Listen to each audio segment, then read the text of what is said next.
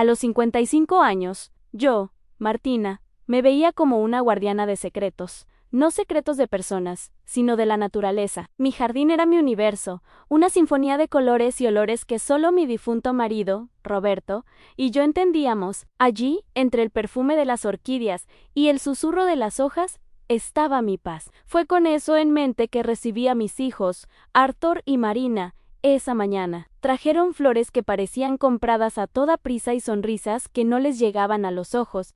«Mamá, ¿no eres increíble?», dijo Arthur, mientras Marina miraba mi casa con un brillo extraño en los ojos. Me mostraron un documento, un contrato. «Es solo una formalidad, mamá», dijo Arthur, con voz suave. Firmé en el campo indicado, sintiendo un calor tonto en el corazón, cegada por tanta atención. Antes de continuar con esta increíble historia, necesito hacer una advertencia importante. Muchos suscriptores han informado que YouTube los canceló sin previo aviso. Tómate un segundo para verificar el botón rojo de abajo y asegurarte de que todavía estás suscrito al canal. Odiaría que te perdieras cualquier contenido exclusivo que vendrá pronto. Y mientras estás allí, haz clic en el botón de me gusta. Realmente me ayuda con el algoritmo. Y dime en los comentarios de qué ciudad estás viendo. Me encanta conocer a cada persona increíble que forma parte de esta comunidad. Tu participación marca la diferencia. Conectémonos. La verdad salió a la luz solo unos días después, con una carta oficial. La carta hablaba de la venta de propiedad y el inicio del proyecto de construcción. Mis hijos no querían mi ayuda, querían mi jardín. Me engañaron con cariño. Y esa fue la parte más dolorosa. El veneno de la traición fue instantáneo, pero la ira, esa llegó poco a poco. En ese primer momento, después de leer la carta de la constructora, lo único que sentí fue un frío que subía de mis pies y se instalaba en mi alma. El dolor era tan grande que no podía llorar. Me senté en el suelo, en medio de la sala, con el sobrevacío en las manos, y me sentí como una planta arrancada de su tierra. Mi casa, que siempre fue un santuario de paz, se convirtió en un museo de recuerdos falsos. Cada abrazo, cada te amo, cada sonrisa que había recibido en los últimos meses se convirtió en una mentira flagrante. No querían visitarme. Querían mi jardín. Pero el dolor se transformó en una ira silenciosa. Una ira fría, calculada en me levanté. No les daría la satisfacción de verme llorar. No sería la madre desesperada. Sería la jardinera. Y cuando una plaga llega, no le gritas. La estudias, preparas el veneno. Actúas. Con las manos temblorosas, pero la mente más clara que nunca, tomé el teléfono. Mis dedos marcaron un número que conocía desde hacía años, el de la doctora Lucía, la abogada de la familia, que también había sido una amiga cercana de mi difunto marido, Roberto. Martina, su voz sonó sorprendida. Llevaba días intentando hablar contigo. ¿Por qué no contestaste? ¿No estaba bien? Lucía, pero ahora lo estoy. Descubrí lo que hicieron, dije, con voz firme. Y, en pocos minutos, conté toda la historia, sin omitir nada. La compra de las flores, las sonrisas falsas, el contrato de inversión, la carta de la constructora. Al otro lado de la línea, el silencio de la doctora Lucía era la única respuesta que necesitaba. Martina, dijo ella, con voz suave, por favor, no hagas nada. No los confrontes. Ven a mi oficina mañana por la mañana. Trae el contrato y todos los documentos que tengas. Y por favor, no les digas una palabra a ellos por primera vez en días. Sentí un destello de paz. Ya no estaba sola.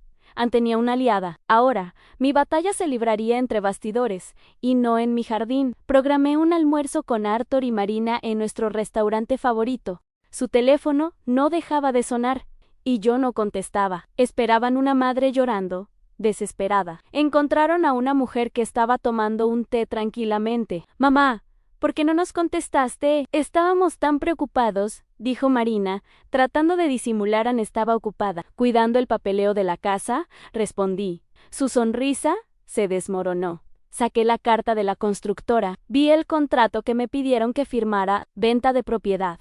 Pensé que era una inversión. Su expresión cambió. La máscara de preocupación se convirtió en ira. «Mamá, no entiendes de negocios. Es para nuestro futuro», dijo Arthur, subiendo el tono de voz. «Se equivocan. Pueden tener el contrato, pero no mi amor. No soy un pedazo de tierra para que lo vendan», respondí, con voz firme. Fue entonces cuando el chantaje comenzó. Marina puso la mano sobre la mesa, con los ojos fijos en los míos, y los nietos. Mamá, ¿no te importan? Sufrirán si haces esto. Perderán a su abuela. Esas palabras, que antes eran mágicas, ahora sonaban como veneno en mis oídos. Por un instante sentí que mi corazón se rompía, pero al segundo siguiente recordé mi jardín. Cuando una plaga intenta matar una planta, un jardinero necesita podar. Lo que mis nietos perderán, dije, con voz fuerte y clara, no es a su abuela. Es la lección de que el dinero y la codicia pueden comprar cualquier cosa, y esa no es la lección que quiero enseñarles. Se levantaron, arrastrando sus sillas con un sonido estridente. El odio en sus ojos me mostró que ya no me veían como una madre, sino como un enemigo. Los mensajes de preocupación pronto se convirtieron en mensajes de ira, y luego un silencio aterrador se instaló. Sabía que lo que querían no era mi bienestar, sino mi cuenta bancaria. Eran como plagas que esperan el momento adecuado para atacar. Esa noche estaba en mi jardín, cuando la paz se rompió por una luz fuerte. La luz de los faros del coche de Arthur. Eran ellos. Se bajaron del coche y marcharon hacia la casa. Tenían una copia de la llave, pero yo había cambiado la cerradura. Marina, con un grito, golpeó la puerta. ¡Mamá! ¡Abre la puerta! ¡Sabemos que estás ahí! No me moví. No respondí. El silencio era mi mejor arma. Se detuvieron, jadeando, frustrados. Y luego el tono cambió. La desesperación dio paso al chantaje emocional. «Mamá, por favor», dijo Marina, con voz llorosa. «No queríamos lastimarte. Era para nuestro futuro, mamá. Por favor, te amamos». Esas palabras, que antes eran mágicas, ahora sonaban como veneno en mis oídos. Sabía que su silencio era solo la calma antes de la tormenta. Unos días después, la carta llegó. El sobre era formal, con el logotipo de un bufete de abogados. La carta decía que me demandarían para tener lo que, por derecho, era de ellos. La ira me invadió. No una ira explosiva, sino una fría, calculada. Estaban dispuestos a llevarme a la justicia, a humillarme en público, a llamarme ladrona.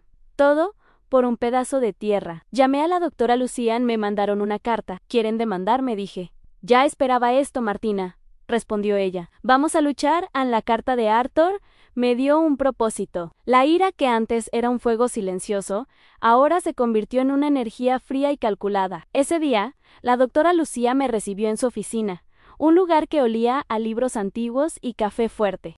Me escuchó con la atención de quien no solo escucha, sino que entiende lo que no se dice. Lo que hicieron, Martina, es la base de nuestra defensa, dijo, señalando la carta con el logotipo de un bufete de abogados. Están tratando de intimidarte. Creen que vas a ceder, pero subestimaron tu fuerza. La doctora Lucía me explicó los próximos pasos. La batalla sería larga y agotadora, llena de papeleo, audiencias y mentiras. Intentarían desmoralizarme, llamarme incompetente, senil. Pero mi abogada me miraba a los ojos y me aseguraba de que teníamos todo lo que necesitábamos. Tu inocencia está en los detalles, Martina, dijo, abriendo el contrato que Arthur me hizo firmar. La falta de claridad, la forma en que obtuvieron tu firma. Esa es nuestra ventaja. Pasamos horas analizando los documentos. Me sentí como si estuviera trasplantando mis plantas. Era un trabajo meticuloso, que exigía paciencia y fe. Yo, que solo entendía de tierra y semillas, ahora estaba aprendiendo el lenguaje frío e impersonal de la ley. Ya no era la jardinera, era la guerrera. ¿Y mi jardín, ahora?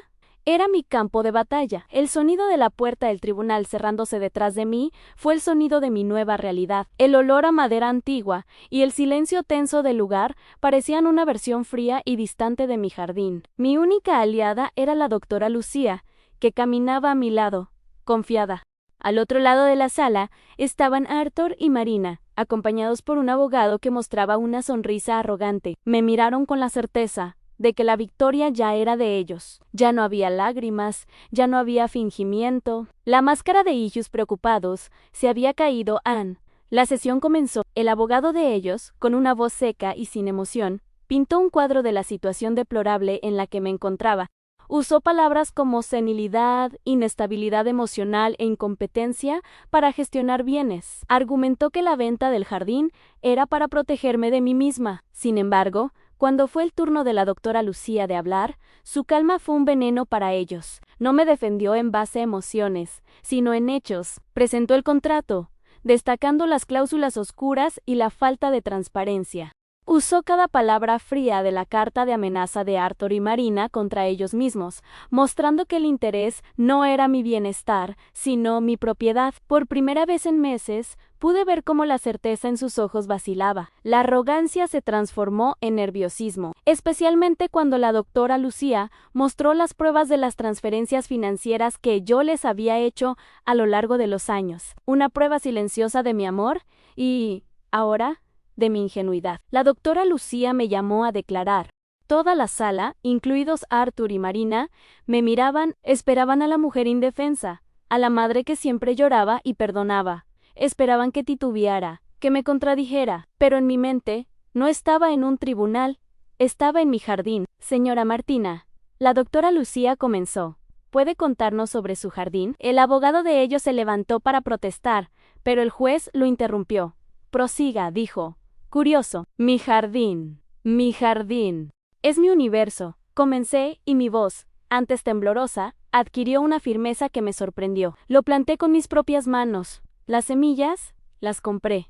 La tierra, la preparé. Cada flor, cada hoja, cada orquídea, las cultivé con amor. Y ellas me dieron, a cambio, paz, belleza y tranquilidad. No dinero, no lujo, sino algo mucho más valioso. Miré a Arthur y Marina, pero ellos desviaron la mirada. Lo que mis hijos hicieron, continué, con la voz fuerte y clara, no fue la venta de un pedazo de tierra. Vendieron mi vida. Me hicieron firmar un contrato, diciendo que era una inversión, pero en realidad estaban arrancando las raíces de mi pasado, de mi presente y de mi futuro. Me engañaron con cariño, con sonrisas falsas y flores compradas a toda prisa. Usaron mi amor para firmar mi muerte. El silencio en la sala era tan pesado que podía oírlo. El abogado de ellos intentó interrumpirme, pero el juez, el público, todos parecían atrapados en mi historia. Pero el jardín, dije, con una sonrisa, me enseñó una lección. Cuando una planta ya no es saludable, cuando una plaga intenta matarla, un buen jardinero necesita podar. No llora, no se desespera, corta lo que ya no sirve, para que la planta pueda florecer de nuevo. Y eso fue lo que hice. Le pedí a un abogado que me defendiera, le pedí a la justicia que me ayudara. No voy a aceptar ser una plaga en sus vidas. No voy a dejar que me usen para arrancar lo que es mío. Terminé, y el juez, los abogados, incluso el fiscal, me miraron como si acabaran de ver una película. Mis hijos me miraron con una furia silenciosa, pero yo sabía que, en el fondo, habían entendido el mensaje. Ya no era la madre que podían manipular, era la jardinera, y estaba podando. El testimonio de Arthur y Marina fue un intento desesperado por salvar su pellejo. El abogado de ellos, con la voz cargada de falsa emoción, los guió para que se retrataran como víctimas de una madre ingrata. Arthur fue el primero en declarar. Mintió sobre su intención en el contrato, diciendo que la venta era una forma de inversión segura para el futuro de todos. Mi madre está confundida. Juezan no sabe lo que hace. Solo quería ayudarla a tener una vida mejor, dijo, con voz llorosa. Luego, Marina subió al estrado. Intentó mostrarse frágil, contando historias de cómo siempre fue la hija más dedicada y cómo mi comportamiento irracional la lastimaba. La amamos tanto, susurró, con los ojos llenos de lágrimas de cocodrilo, pero ya no confía en nosotros. Pero cuando la doctora Lucía inició la contraargumentación, sus máscaras cayeron. Señor Arthur, ¿puede explicarnos por qué amenazó a su madre en la carta, diciendo que lo que hizo era ilegal y que pagaría por ello? Preguntó ella, con una calma mortal. Él tartamudeó, sin saber qué responder. La doctora Lucía presentó los mensajes de texto y la carta que me habían enviado. Los mensajes de preocupación se convirtieron en pruebas de extorsión. Señora Marina, continuó la doctora, Lucía, usted dijo que ama a su madre, pero lleva meses intentando invadir su casa para forzarla a firmar documentos. ¿Eso es amor? Su rostro, antes contraído por un llanto falso, ahora estaba pálido de vergüenza. El abogado de ellos intentó protestar, pero el juez, visiblemente impaciente, ordenó que respondieran. Con cada pregunta de la doctora Lucía, la red de mentiras de ellos se deshacía, exponiendo una historia de codicia y traición. Al final, no eran hijos preocupados. eran solo depredadores. El silencio en el tribunal era más fuerte que cualquier grito. Todos los ojos, los del juez, los de la doctora Lucía y, especialmente, los de Arthur y Marina, estaban fijos en mí. Anel, el juez se aclaró la garganta, y yo supe que ese era el momento. Después de considerar las pruebas y los testimonios, comenzó, con voz firme, y basándose en lo que se ha demostrado, este tribunal falla a favor de la señora Martina. El contrato de venta es nulo. La propiedad, incluido el jardín, permanece bajo su tutela y posesión. Un murmullo se extendió por la sala, pero para mí, el mundo entero se calló. Miré a la doctora Lucía, que me dio una sonrisa de victoria silenciosa. Luego, miré a mis hijos. Su derrota era una herida abierta. Habían intentado robar lo que era mío, y ahora, lo habían perdido todo. Esa noche, después de todo, regresé a mi jardín. La luz de la luna iluminaba las flores, y me agaché cerca del macizo de orquídeas. Con mis manos callosas, cavé. La caja que había enterrado allí estaba exactamente donde la había dejado. Era mi secreto, mis ahorros, el dinero que había guardado durante años, con la intención de entregárselo a mis hijos en el futuro. Era mi último acto de amor, que ellos nunca supieron que existía. Vendieron mi jardín por codicia, sin saber que el verdadero tesoro había estado enterrado en él todo el tiempo. Ese dinero ya no era para ellos, era para mí, Anne, para mis viajes, para mis sueños, para una vida entera de libertad que ahora tenía. En ese momento, lo entendí. Podían tener el contrato, pero mi amor no estaba a la venta. Mi jardín, mi hogar y mi vida eran míos. Y ya no era una jardinera que luchó para defender su jardín y que finalmente había encontrado la paz. Ellos lo perdieron todo: la madre, la confianza, el jardín y los ahorros que yo había hecho. Ahora, disfrutaré de todo. La historia de Martina nos muestra que la venganza puede ser un acto de justicia, pero la verdadera victoria está en levantarse. ¿Y tú? ¿Has pasado por una situación en la que la confianza se ha roto? Comparte tu historia en los comentarios y deja un me gusta para mostrar que Martina no está sola. Si no quieres perderte ninguna historia de superación como esta, suscríbete al canal y activa la campanita. Al fin y al cabo, la verdadera justicia nunca se calla.